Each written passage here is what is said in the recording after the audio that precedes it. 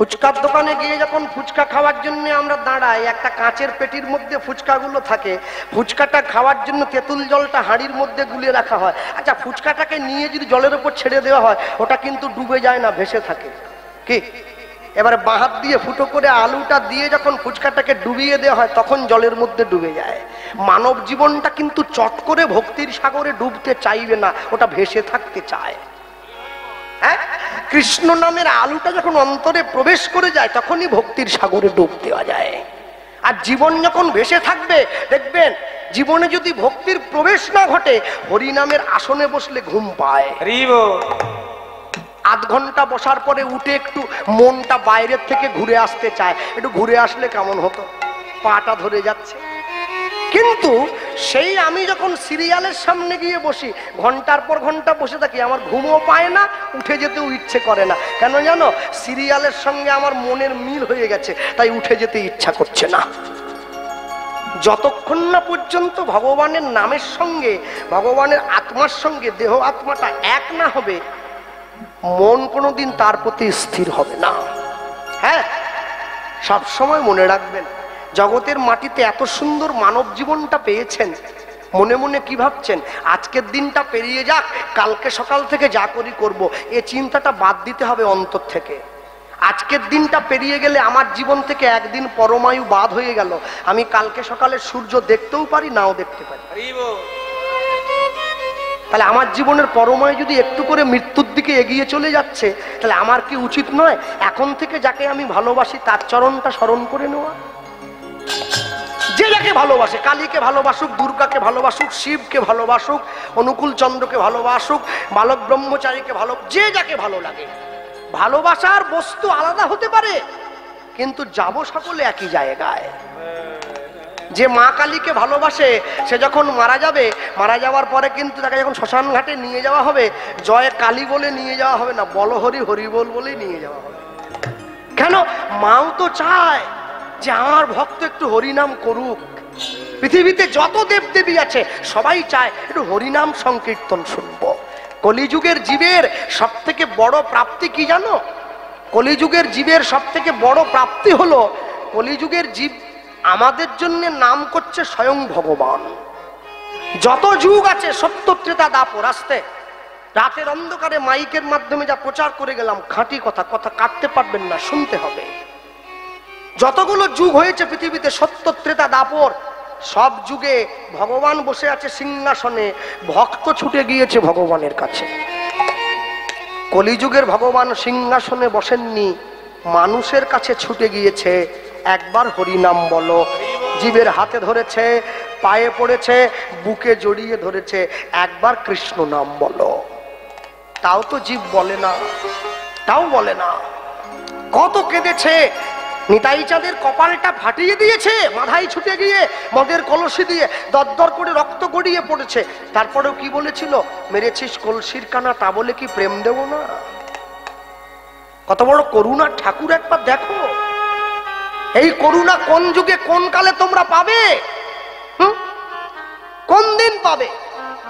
কোনদিন পাওনি, আর কোনদিন পাবেও না। কোনদিন পাওনি, কোনদিন পাবে না, একবারে গ্যারেন্টি দিয়ে গেলাম। নিতাই চাঁদের কপালটা দিয়ে দরদর করে রক্ত গড়িয়ে পড়ছে। হরিদাস ঠাকুর নিতাই চাঁদকে হাত ধরে টান দিয়ে নিয়ে যাচ্ছে। জগাই গিয়ে মাধাইকে ধমক দিয়েছে, ভাই কাজটা কিন্তু ঠিক হলো না, বৈষ্ণবের গায়ে হাত তোলাটা কি ঠিক হলো রে? হাজার হলেও আমরা ব্রাহ্মণ তো। মাধাই ছুটে গিয়ে জগাইয়ের পা দুটো জড়িয়ে ধরেছে, তুই না আমার বড় ভাই, তুই আমাকে শাসন করবি, অধিকার তোর আছে, আমি না বললাম না, শাসন কর। কিন্তু কেন মারলাম জানিস? কেন? বাংলায় একটা কথা আছে জানিস না, কান টানলে মাথা আসে।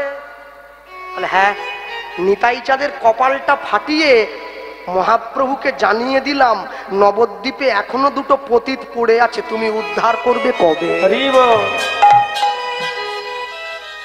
নিজের কপালের রক্তটা চেপে ধরে নিতাই চাঁদ মহাপ্রভুর কাছে গিয়ে দাঁড়াবে।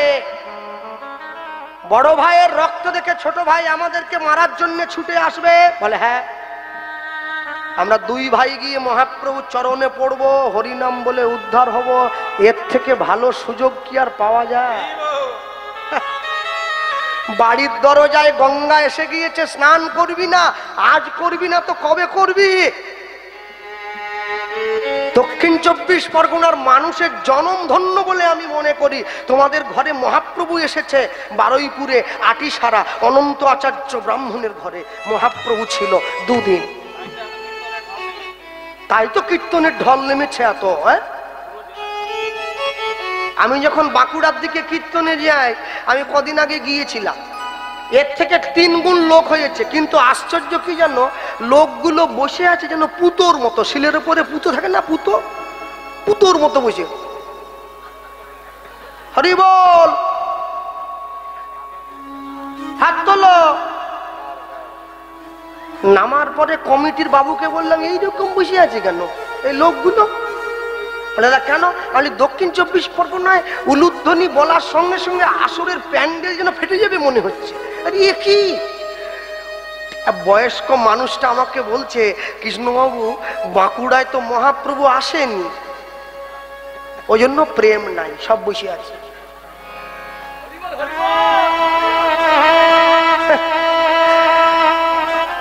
তারপরেও কষ্ট হয়। নিতাই গৌর প্রেমানন্দ, হরি বল হরি বল হরি বল।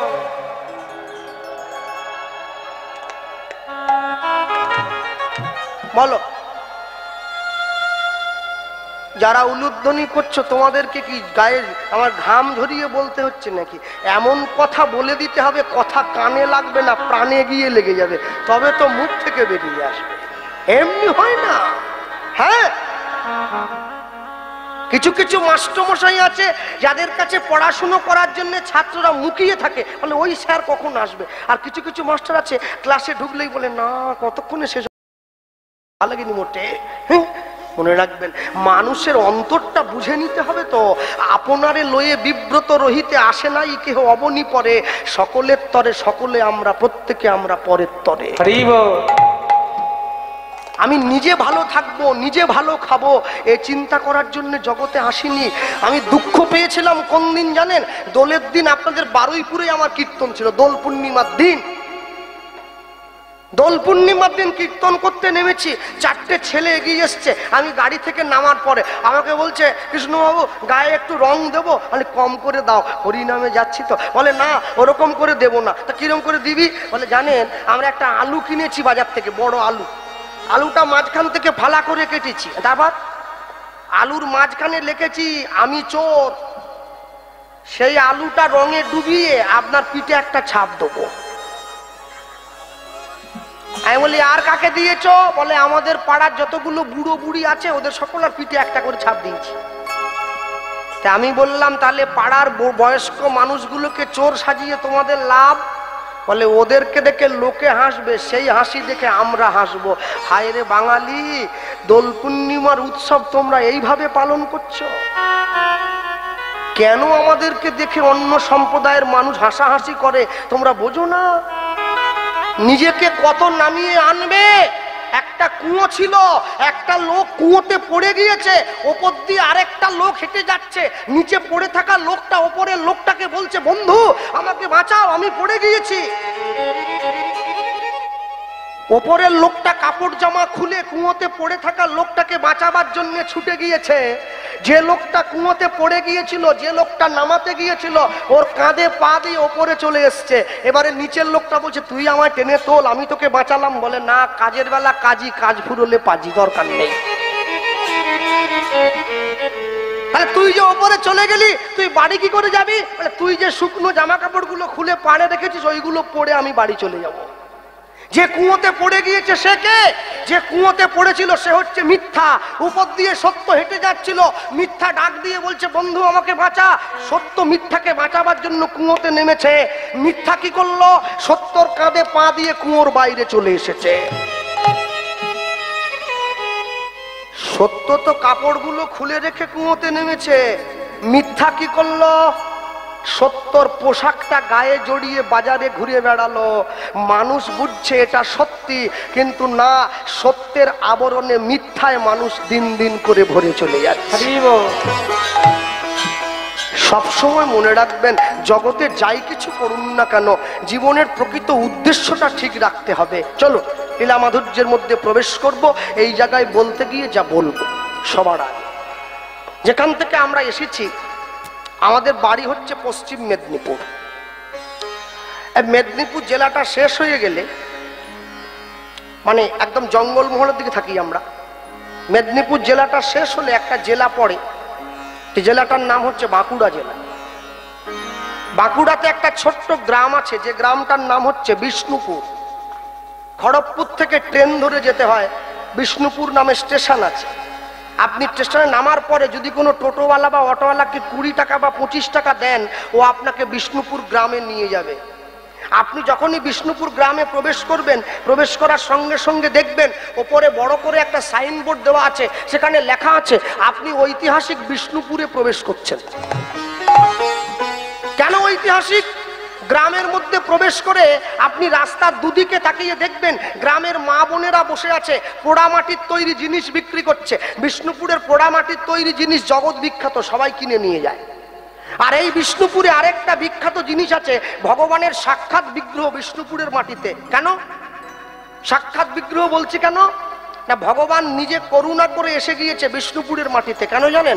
আপনাদের যে মন্দির সামনে আছে, মা মহামায়া দাঁড়িয়ে আছে মন্দিরে, এই মন্দিরের ভগবানকে, এই মন্দিরের মা মহামায়াকে প্রতি বছর একবার করে রং করতে হয়, পরিষ্কার করতে হয়, কাপড় পরাতে হয়। বিষ্ণুপুরে যে ভগবান দাঁড়িয়ে আছে মন্দিরের মধ্যে, আজকে 450 বছরেরও বেশি পুরনো হয়ে গেছে, একইভাবে একই আসনে দাঁড়িয়ে আছে, কোনোদিন তাকে রং করা হয়নি, কোনোদিন সাজানো হয়নি। আপনি কালকে সকালবেলায় গিয়ে যদি দেখেন, আপনি দেখলে ভাববেন এইমাত্র কিনে এনে কেউ বাজার থেকে বসিয়ে দিয়েছে।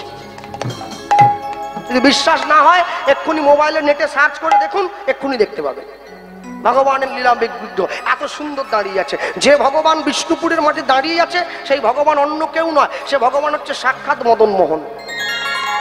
কার হাত ধরে প্রতিষ্ঠা পেয়েছে? রাজা গোপাল সিংহের হাত ধরে প্রতিষ্ঠা পেয়েছে। লীলা মাধুর্য হরিবাসরের এই সুন্দর রাত্রিকালীন এত সুন্দর ভক্ত সভা পরিবেশে দাঁড়িয়ে লীলা পুরুষোত্তম বিষ্ণুপুরের মদন মোহন। হরিবল হরিবল হরিবল। আমি বলতে গিয়ে সবার আগে একটা কথাই তুলে ধরবো সকলের সামনে। আজ থেকে 450 বছরেরও বেশি পূর্বে বাঁকুড়া বিষ্ণুপুরের মাটিতে একজন ক্ষত্রিয় বাড়ির ব্রাহ্মণ বাস করত, যে ব্রাহ্মণের নাম ছিল সনাতন দাস। ভগবান 4টে জাতির সৃষ্টি করেছেন। গীতায় বললেন চতুর্বর্গং ময়া সৃষ্টম গুণ ও কর্ম বিভাগস, আমি জীবের গুণ আর কর্ম দেখে 4টে বর্ণের সৃষ্টি করেছি। ভগবানের মুখ থেকে ব্রাহ্মণ, বুক থেকে ক্ষত্রিয়, উরু থেকে বৈশ্য, চরণ থেকে শূদ্রের জন্ম হলো। আচ্ছা আস্তে, তাহলে ভগবানের পা থেকে কার জন্ম হয়েছে? আমাদের। আমি গোপাল কৃষ্ণ পাল, আমি তো ব্রাহ্মণ নয়, আমিও শূদ্র। আচ্ছা, পা থেকে জন্মালে বুঝি ছোট হয়? পা থেকে জন্মালে যদি ছোটই হয়, তাহলে বাড়িতে গুরুদেব আসলে কোথায় প্রণাম করো? কেন মাথার সঙ্গে ঠোকাঠুকি করো না কেন? গুরুদেবের মাথা বাড়ির লোকের মাথা ঠুকে দাও পায়ে। বিশ্বকবি রবীন্দ্রনাথ ঠাকুর বললেন, আমি আসিব যাইব তোমার চরণ সেবিব, আমি তোমার পেটে হাত বুলাবার জন্য আসবো, কোথাও বলেন। শূদ্র ভগবানের পা থেকে জন্ম। পা থেকে জন্ম মানে এই নয় যে শূদ্র 3 বর্ণের পা টিপবে। পা থেকে জন্ম মানে হলো এটা, ব্রাহ্মণ যে ঘন্টাটা বাজায় কে বানায়? শূদ্র। এখন তো আস্তে, এখন তো কদিন আগে টিভিতে খবরে দেখছিলাম, ব্রাহ্মণ দেখি সে আবার মাথায় একটা সাদা রুমাল জড়িয়ে ইফতার পার্টিতে চলে এরম করে বসে আছে। আয় রে ব্রাহ্মণ রে, ও রে রে, আহা হা হা, দেখে এদেরকে কষ্টও লাগে, এরা কত নিচে নামবে আর। কি দুঃখ বেচারার মনে। যাক ঠিক আছে, ব্যাংক বাড়াতে হবে তো, কিছু করার নাই। হ্যাঁ, গিয়ে বসেছে। মনে রাখবেন, যার যেটা কর্ম তাকে সেইটা করতে হবে। যাকে যে জায়গায় খাটে, কেউ বা মাঠে, কেউ বা ঘাটে, কেউ রাজপাটে, ওই খাটে কি কুবজা খাটে, যে খাটে রাধা রানী খাটে। তাহলে ব্রাহ্মণ যে ঘন্টাটা বাজায় কে বানায়? শূদ্র। ক্ষত্রিয় যুদ্ধ করে দাড়ি তলোয়ার নিয়ে, কে বানায় তলোয়ারটা? শূদ্র। বৈশ্য ব্যবসা করে দাড়ি পাল্লা নিয়ে, কে বানায়? শূদ্র। আর সব থেকে বড় আশ্চর্য হচ্ছে, ব্রাহ্মণ ক্ষত্রিয় বৈশ্য যেখানে ডুব দিতে যায় পতিত পাবনী মা গঙ্গার জলে, গঙ্গার জন্ম কোথা থেকে? ভগবানের চরণ থেকে। চরণের গঙ্গাতে ডুব দিতে যাও আর চরণের শূদ্রকে ছোট বলো, এই কথা তো চলবে না। আর যারা এইটা বলে বুঝবেন তারা সমাজকে ভাগ করে দেওয়ার চেষ্টা করছে। এমনও ভক্তের ঘর আছে যেখানে ভগবান নিজে হাতে আহার করে গেছে, তার চিহ্ন পর্যন্ত পড়ে আছে।